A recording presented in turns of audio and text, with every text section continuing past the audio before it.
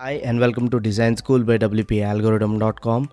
In this video, we'll discuss few other features of Elementor version 3.12.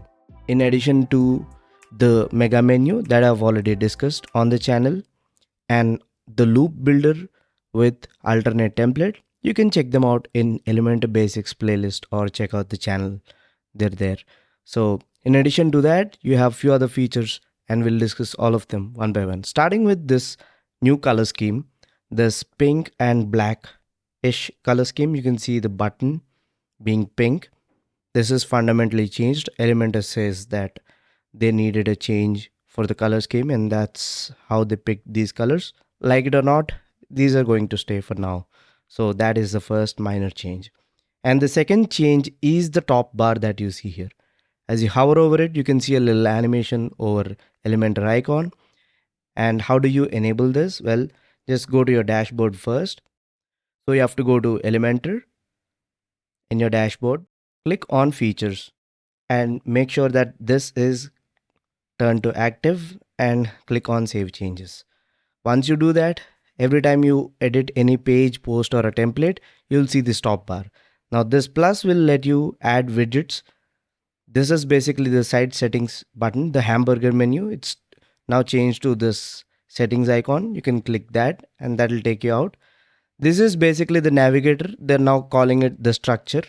And once you build out some actual elements, if you click on the structure again, you'll see all of them. You can see that containers are the default in the future. So whenever you create a new template, you're basically going to create all the things with containers and elements.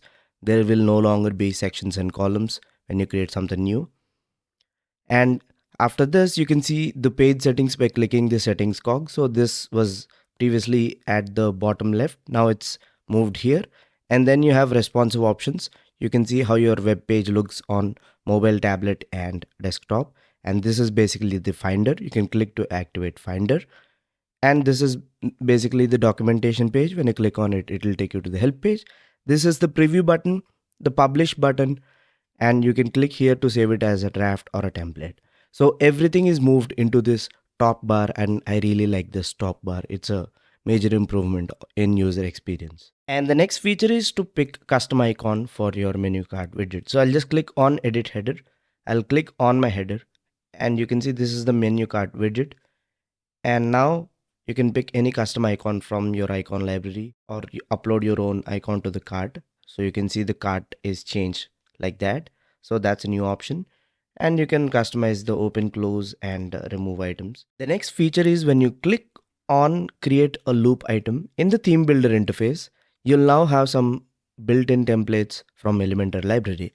Similar to other blocks, pages and other templates, you now have templates built by Elementor for loop items as well. So when you click on it, you can see these are all loop item designs pre-built by Elementor or the design team of Elementor. You can click to insert any of them and click on apply. It will automatically give you a good starting point to design your loop.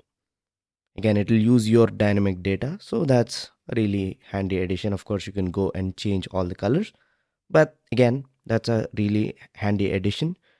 And all the templates now use the container instead of sections and columns. So that's a cool thing. Final feature is now custom units are available everywhere. So when you click on something and when you have units for it, now you can click to pick from pixels, ems, rems, or click on the pencil icon and you can use functions like min, max, calc and all the CSS functions.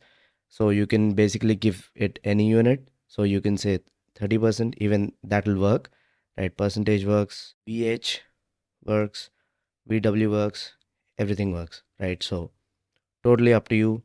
You can use any unit by clicking this pencil icon and wherever you have pixels or any other units, you get this pencil icon. So the custom units are literally or virtually everywhere possible in every Elementor widget. So that's a handy addition.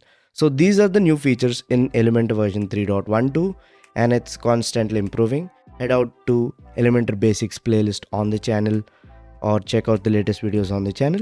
I'll see you in the next one. Until then, peace.